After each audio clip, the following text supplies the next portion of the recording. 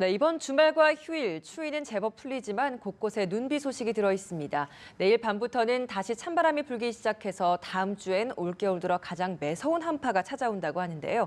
자세한 날씨 전망 김재훈 기상 전문 기자와 함께 알아보도록 하겠습니다. 어서 오세요. 네, 안녕하세요. 네, 먼저 주말 날씨부터 좀 알아보겠습니다. 어제는 참 추웠거든요. 근데 오늘 아침에는 바람이 불긴 합니다만 어제만큼은 아닌 것 같습니다. 낮 기온도 이렇습니까? 어떻습니까? 네, 어제만큼은 아직 아니지만 오늘도 아침에는 좀 추위가 이어졌습니다. 예. 오늘 서울의 아침 기온이 영하 5.6도까지 떨어지면서 여전히 평년보다는 추웠는데요. 말씀하신 대로 그래도 어제보다는 한결 좀 찬바람이 잦아든 모습을 볼 수가 있습니다. 따라서 낮부터는 외출하기에는 좀 수월하시겠습니다. 낮에는 기온이 좀 제법 올라갑니다. 서울의 낮 기온이 영상 4도, 그리고 대전 6도, 그리고 부산은 10도 안팎까지 올라서 남부지방은 좀 제법 포근한 날씨를 보일 것 같습니다. 새벽 한때 내륙에서는 눈이 조금 내리긴 했었지만 오후부터는 전국 대부분 지방에서 구름만 조금 지나는 날씨를 보이겠습니다.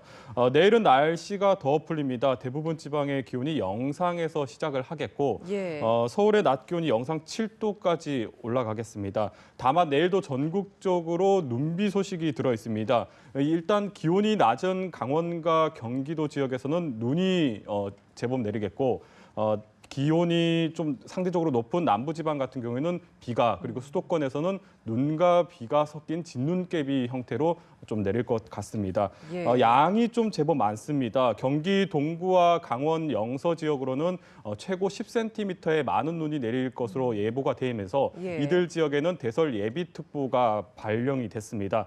그 밖에 충청과 경북에는 최고 5cm, 수도권에서는 1cm 안팎의 눈이 내릴 것으로 보입니다. 눈이 새벽부터 시작이 될 것으로 예상이 되고 있기 때문에 내일은 무엇보다 좀 운전에 예. 조심해야 되겠습니다.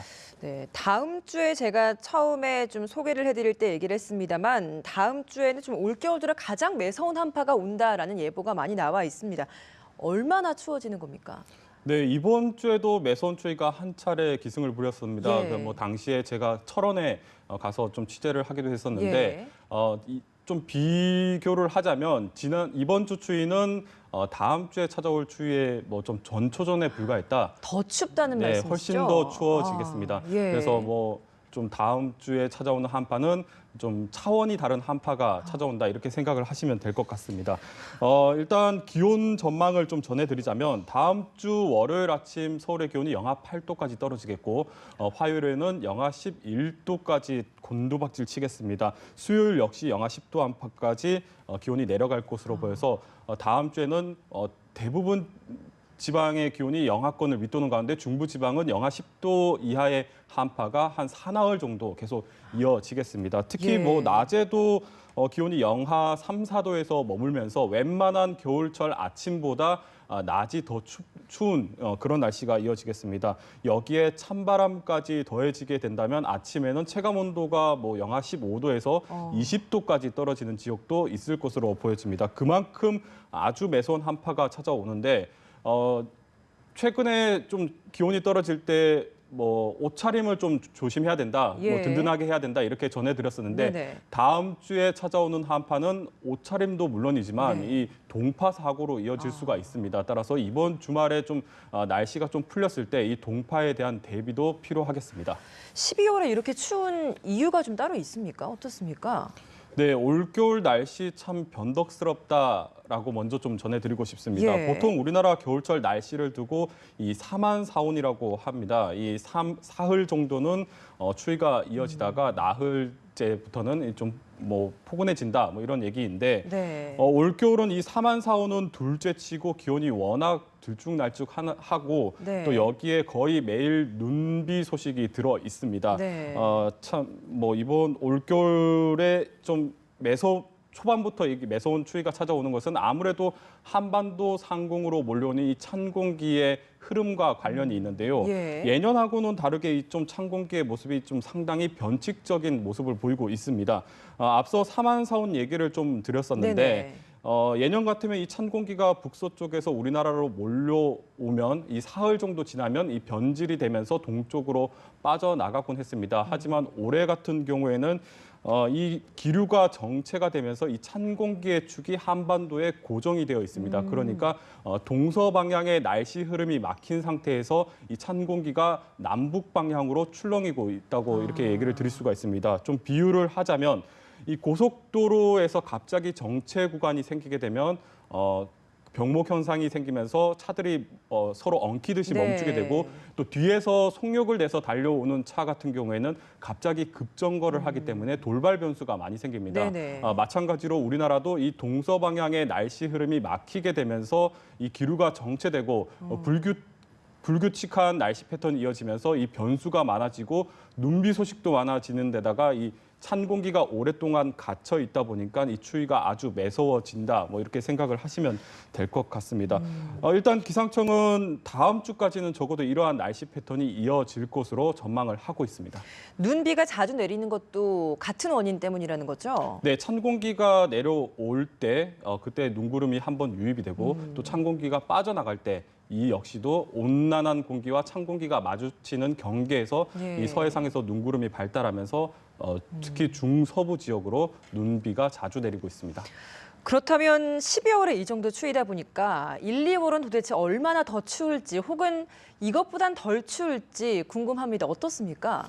네, 일단 뭐 올겨울 초반부터 워낙에 춥다 보니까 벌써부터 한겨울 추위가 좀 걱정이 되는데요. 네. 다행히도 이 한겨울은 예년보다는 좀 덜 추울 것이라는 전망이 나와 있습니다. 다행이네요. 네, 기상청은 뭐 일단 우리나라에 찬 공기를 공급하는 이 시베리아 고기압이 겨울철 중후반으로 가면 세력이 좀 약해질 것이다 이렇게 분석을 했는데 그 이유가 한반도 겨울철에 이 한파를 몰고 오는 요인 중에 두 가지 정도가 있습니다. 일단 북극의 해빙 면적이 적을수록 한파가 강해지고 또 시베리아 대륙 그러니까 유라시아 대륙의 눈덮임 현상이 많을수록 이 찬 공기의 세력이 강해지는데 올해 같은 경우에는 이 유라시아 대륙의 눈덮임 현상이 평년보다 적게 되어 있습니다. 적은 상태를 유지가 되고 있기 때문에 아마도 겨울철 중반에서 후반으로 넘어가게 되면 이 찬 공기의 세력이 좀 평년보다는 약할 것이다. 이런 분석을 내놓고 있습니다. 예. 하지만 변수가 하나 있는데 바로 북극의 해빙 면적입니다. 네. 이 북극 해빙 면적은 최근 몇 년보다는 조금 많은 상태를 보이고 있지만 여전히 예년보다는 좀 적은 상태를 보이고 있습니다. 이 얘기는 북극의 기온이 높다는 얘기이고 네. 이 북극의 온난화에 반응을 해서 이 북극 상공에 있는 극소용돌이가 상당히 느슨해지는 네. 걸로 이어지게 됩니다. 그러니까 북극의 소용돌이가 느슨해지게 되면 북극을 가두고 있었던 이 찬 공기가 주위도 지역으로 빠져나오는 흘러내리면서 거군요. 네. 출렁이게 되는데 앞서 이 우리나라의 찬 공기가 남북 방향으로 출렁이고 있다 네네. 이렇게 얘기를 드렸었는데 이 북극의 한기 남하와도 관련이 있습니다. 따라서 다음 주에 찾아오는 이 한파도 이 북극 한파와 좀 관련이 있습니다. 따라서 좀 정리를 해드리자면 네. 올겨울 이제 한겨울이라고 볼 수 있는 1월과 2월 같은 경우에는 예년보다는 좀 포근한 날씨가 많겠지만 다음 주에 찾아오는 이 북극발 한파 같은 경우가 또 밀려오게 되면 갑자기 매서운 추위가 한두 차례 정도는 나타날 수 있다. 뭐 이렇게 정리를 할 수 있을 것 같습니다. 네, 알겠습니다. 아까 처음에 이제 이렇게 한파가 왔을 때 옷차림을 신경 써야 하지만 무엇보다도 더 추울 때는 동파 사고 우려가 있다라고 이야기를 해주셨습니다. 동파 사고를 막을 수 있는 방법 좀 마지막으로 정리해 주시죠.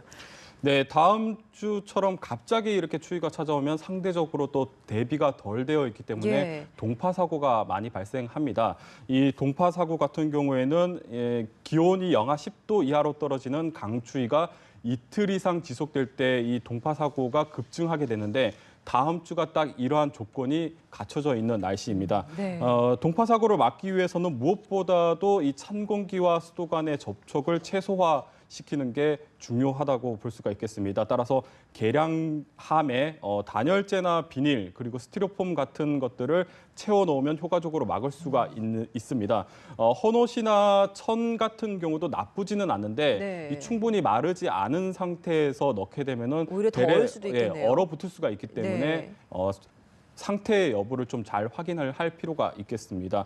만약에 오랫동안 집을 좀 비우게 된다면 수돗물을 조금 틀어놓는 게 상당히 효과적입니다. 이 수돗물만 좀 잘 틀어 놓게 되면 영하 15도 이하의 강추위에서도 동파를 막을 수가 있다고 합니다. 예. 만약에 수도관이 얼었을 경우에는 이 뜨거운 물보다는 미지근한 물로 수도관을 녹이는 게 중요합니다. 무턱대고 펄펄 끓는 물을 들이붓게 되면은 열 팽창 때문에 수도관이 대래 또 파열될 수가 있습니다. 따라서 뭐 온도를 서서히 올리는 게 중요하겠고 마지막으로 이 물을 붓는 게 또 여의치가 않을 경우에는 헤어드라이기나 온열기를 사용하는 것도 상당히 좋은 방법이라고 할 수가 있겠습니다. 네. 아무쪼록 좀 다음 주에 강한 추위가 몰려오는데 이 동파에 대비를 좀 잘 할 필요가 있겠습니다. 네, 김재훈 기상전문기자와 함께 겨울 날씨 전망해봤습니다. 고맙습니다.